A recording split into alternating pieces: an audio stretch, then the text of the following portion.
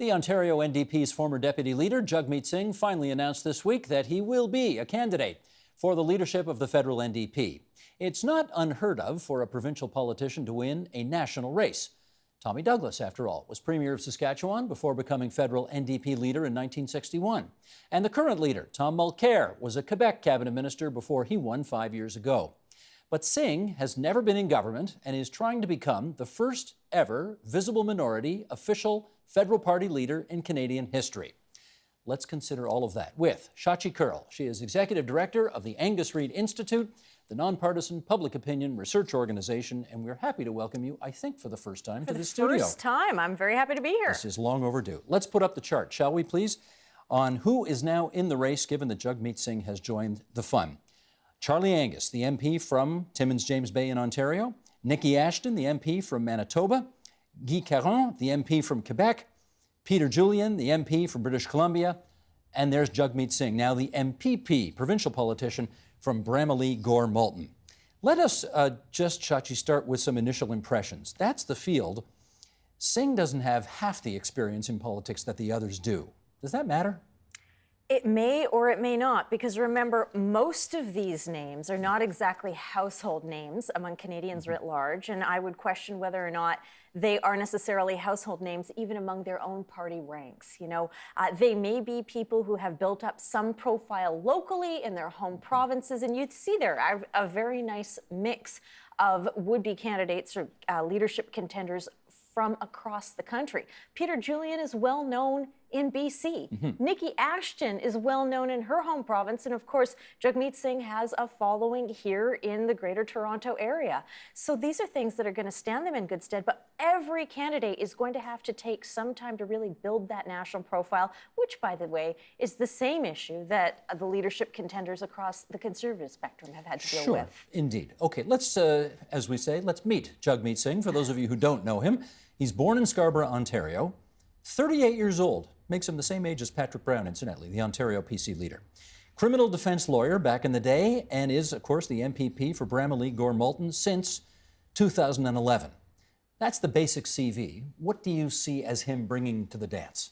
Well, based on what we know of him, and again, that is pretty much contained to the borders of Ontario right now, so he's going to have to do some work, and I know he has been doing some work to start making a name and establish bulkheads in other provinces. But, you know, he brings youth, he brings a vitality, he brings an urbanist style with his bicycle and his and that take on city life. He seems to have, you know, a lot of early buzz with younger voters, with younger members of the party, and of course, with all things being political, politics within cultural communities is a big deal. And of course, he's got that following within the South Asian community, particularly in one of the most South Asian saturated ridings, if you will, in Ontario, being Brampton. So he's got that speaking for him. Is there any evidence that you have picked up, either anecdotally or through your tracking, that suggests that he knows anything about national issues? I think provincial issues, okay. I mean, he's been there for 5-6 years at Queen's Park, so he's got some sense about that. What about nationally? You know, nationally, again, and this is no knock on Jagmeet Singh, but he's really going to have to start upping his game around that national profile. So based on what we've heard, he's obviously a quick study. And obviously, again, some of what his strengths and some of the things that he's going to be able to play to are things that are translatable. There are certain issues that are going to play in Ontario the same way they would in BC or in the Maritimes. And again, having that urban support base, there are things, again, that are going to play well in downtown Toronto that would work in Montreal, that would work in Vancouver. And as Canada becomes more urbanized and as our urban centers become more and more rich vote banks for the parties, for politicians, and for would-be leaders, that actually is very important. Let's look at, you know, to the extent that anybody knows this guy, I think this is the thing they know him for. He cuts a dynamic figure. Here's Jagmeet Singh. These are pictures from GQ magazine. He is of the Sikh faith and wears the turban in public.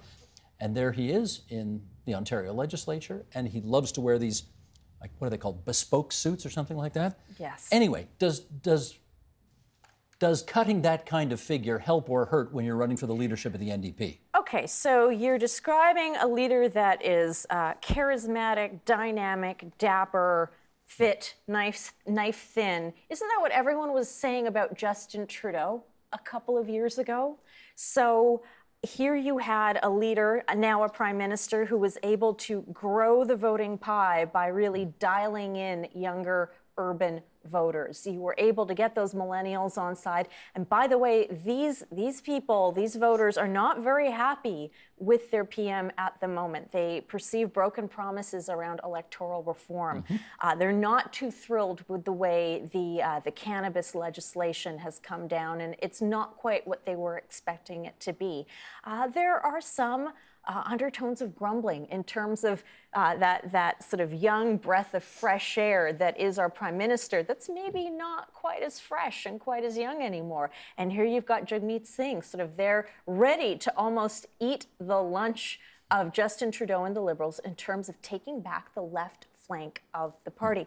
Remember, Steve, that what won Justin Trudeau that majority was the constant changing and shifting of the left of center vote between the Liberals and the NDP in the run-up to October 2015. In June, it was Tom Mulcair who was poised to win it all and lost it all in the dying days of the campaign about 2 weeks out. So this is not necessarily the most loyal or unchangeable flank of the party. And in fact, they could go back to the NDP if they like what they see more there. He is, of course, the first and only member of the Ontario legislature to wear a turban, emblematic of his Sikh faith, in the legislature. And I want to know if you have anything to suggest whether that's an issue with part of the electorate.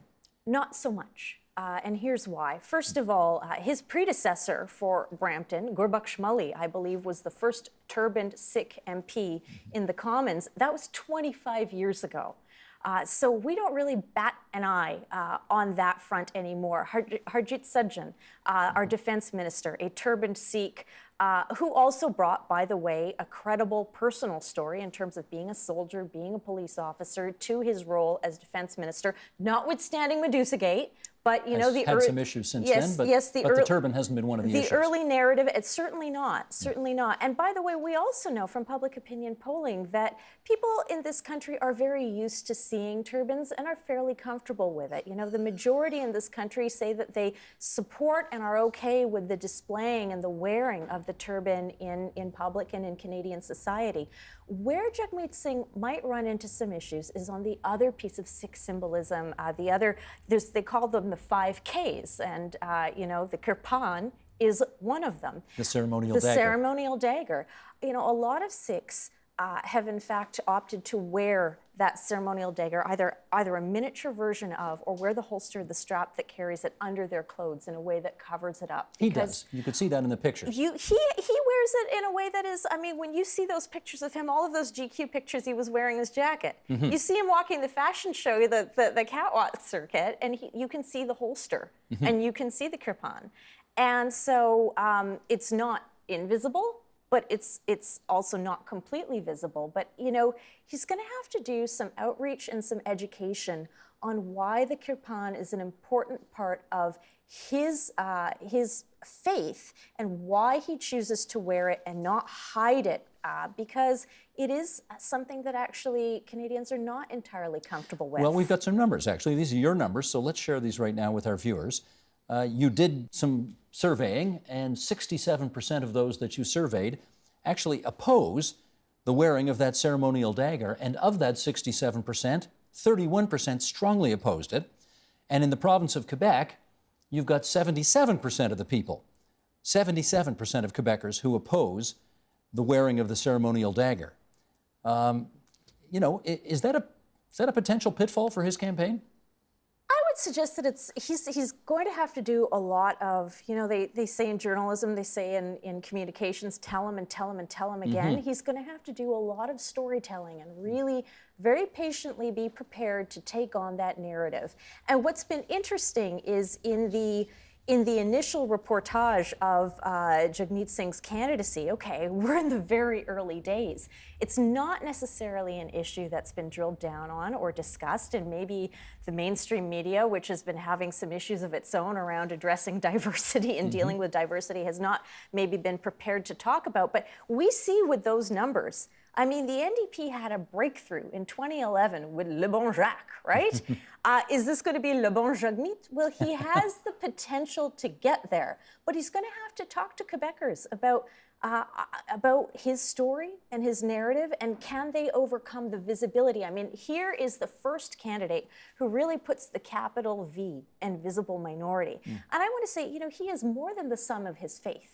He's, you know, we know that, and we know that from other South Asian and other Indigenous and other cultural community politicians and candidates. They are more than the story of their race or their culture. And yet, it is a visible thing, and it is something that people are going to have a sense of discomfort around and get their backs up around, and that's maybe not a very politically correct thing to say. That may not be a message that people want to hear. But I think that Mr. Singh, based on what I've seen of him, is an effective communicator, and he has an opportunity to talk to Canadians and to talk to people who would have that sense of discomfort around lowering the temperature and really trying to overcome that. I want to follow up on the Quebec angle, because of course it was a year and a half ago during that last federal election when Tom Mulcair said what he felt. And what he felt was that there's no problem with people at swearing-in ceremonies wearing the niqab. And the NDP numbers dropped 20 points in 48 hours. And that was the end of the campaign, frankly, for the NDP. And it gave an opening to Justin Trudeau and the Liberals to come up, which they seized. And of course, we know what happened. They won. You gotta show up in Quebec, right, to win in this country. You just gotta. You know, you say he's got a story to tell in Quebec. Are Quebecers open to having a leader who wants to wear a ceremonial dagger? I mean, time will tell, but we know that at this point, Quebecers are the most skeptical and the most reserved and the most concerned about it. And we know that because, look, this is an issue that went to court in Quebec around a young schoolboy, you know, wearing his kirpan in the classroom. And people are like, this is a weapon. And that went through the court system. It just fomented a lot of not very productive conversations. You know, when we talk about, for example, just to take a quick digression, you know, when we talk about Islamophobia, well, what fomented that? A lot of it was Poubelle Radio. It was the talk radio. It was the same thing with the issue of the kirpan. And opposition to the wearing of the kirpan, I believe, is second only to the niqab and burqa nationally. And again, a sense of a heightened opposition to it in Quebec. So, I mean... Well, let me give you another example. I mean, Singh he sort of gained a lot of attention for an effort that he made in the Ontario legislature to give an exemption to Sikhs riding motorcycles, because we have a law that mandates that you wear a helmet, and obviously you can't wear a helmet over a turban. Been there, done that in BC about 20 years ago, by the way. Well, he lost, you know. He lost, and the reality is you got to wear a helmet. That's the law. He lost. Now, you know, one of the great secrets to Canada's success is this so-called reasonable accommodation.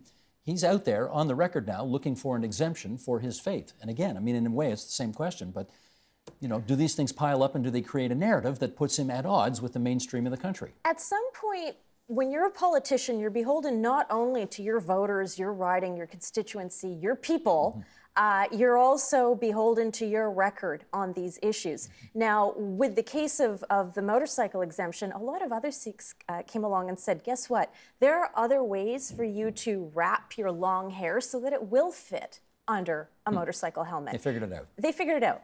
And there's a way to deal with it, and there's a way to maintain your faith and maintain, you know, your desire to ride a rocket. And so those things needn't be mutually exclusive. And indeed, lots of Sikhs in India and in Malaysia and other parts of the world ride scooters and motorcycles and wear helmets. So sometimes you wonder, is this a wedge issue designed to really get your own constituency and your own voter base excited and remind them, hey, I'm out there working for you folks too. And of course, that works in the short term and it works at home, but then how do you deal with it nationally? How do you deal with that across different communities? Shachi, I want to ask you about comparisons to the Prime Minister, because it's really, the echoes are really quite astonishing. I mean, how long did we listen to people say, Justin Trudeau is a charismatic, good-looking guy, but he doesn't know anything, and his resume is this thin, and you're really going to make him the Prime Minister of the country. I mean, we heard that a lot. They're saying the same thing about this guy. Dynamic, charismatic, young, vigorous, doesn't know anything. Is being a star who doesn't know anything a problem in politics these days? Well, I mean, I think the thing is that Justin Trudeau managed to convince a majority of, or at least a plurality of voters, I won't say majority, but a plurality of voters, that, he knew enough. He knew enough to get them to come over to his side. And so I think the proof will be at the lectern. Let's see how he does on stage with those other candidates, first at the party level, and then in terms of should he win his pitch to be PM.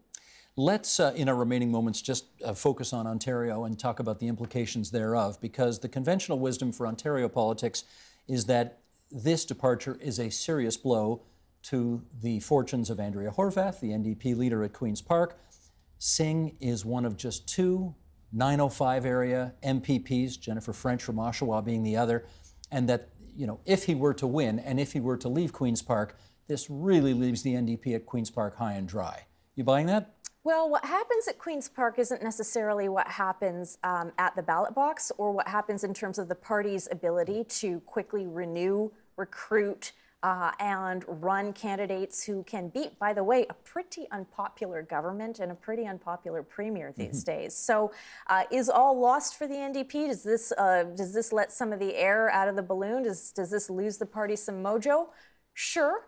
But it's up to the party to then, replace that and work towards doing it. And I would suggest to you that, is the excitement factor or the buzz level for the NDP as much of an issue for that party as the absolute fatigue and malaise on part of many voters when it comes to the Ontario Liberals? And those will be the two factors that really, balance each other out in terms of the left of centre vote in this province. He's not quitting his seat. So he is going to run for this federal NDP leadership while holding on to his seat at Queen's Park. He gives up his titles. He's not deputy leader of the NDP anymore. He had a bunch of critics' jobs that he's giving up as well. He's going to continue to be an MPP and, quote unquote, serve his constituents. I don't know if he can do both at the same time, but we'll see.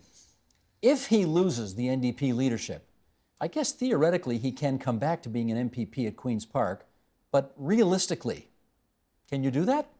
I mean, you can, in that, is that an issue that voters will not, if you're a popular incumbent, is his base going to go, well, I didn't like what that guy did, that was really, I didn't approve of it, and therefore I'm not going to vote for him, I'm going to move my vote to someone else on the basis of giving up your job or not giving up your job? That tends to be an issue that riles us up in the chattering classes, but ultimately has not over time across many parties and many positions proven to be ultimately fatal at the ballot box. At points it gets unseemly, but how many local mayors or councillors have run at the provincial level without vacating their seat? How many MPs have gone on to run for provincial leadership while continuing to occupy that space in the Commons? It's been done before. True enough. Okay, let's finish up on this. Can he win? I mean, he can. Anything is possible. True. It's Okay, early days. Let's put it this way. He's into the race many months after all of the other contenders. How much of a disadvantage, if any, does that put him at? I would put it to you this way. Of the several candidates you named, how many have generated as much buzz by jumping into the race as Jagmeet Singh has? I hear you, but having said that, only one of the other contenders, Charlie Angus, is from Ontario. Nikki Ashton, Guy Caron, Peter Julian jump in. It's not going to make any waves in the province of Ontario. Sorry, it's just not. Charlie, yeah, a little bit. I remember when he jumped in. So in terms of us here in Ontario, you're right. No buzz at all. So does that mean it's his to lose? I don't know. It's just, and I don't mean to sound weaselly, but gosh, isn't it a bit early to tell? We have to, first of all, figure out what kind of support level he can build within the party. And of course, unlike different wings of the national Conservatives and the provincial Conservatives or the Liberals federally and provincially, sometimes you have splits within the party. Yep. The NDP is a whole. So he's got access to NDP supporters across the country, in cultural communities, in urban ridings, and has the potential to really sort of move in and take support, build up support, and it may be that the South Asian community in this country senses an opportunity to do something that's never been done before. But for him to win, he's actually going to have to build relationships across all communities. And let's see what he can do. I mean, I think that's a question to put to him, frankly. We'll get him in here and we'll do just that. His entry certainly has made the race a lot more interesting. I'll give him that for sure. Shachi, it's good of you to show up here at TVO tonight. Thanks so much, and safe back to Vancouver, BC, where you call home. Thanks so much. Where I call home, and I'll see you next time I'm in town. You got it. Okay. Help TVO create a better world through the power of learning. Visit TVO.org and make a tax-deductible donation today.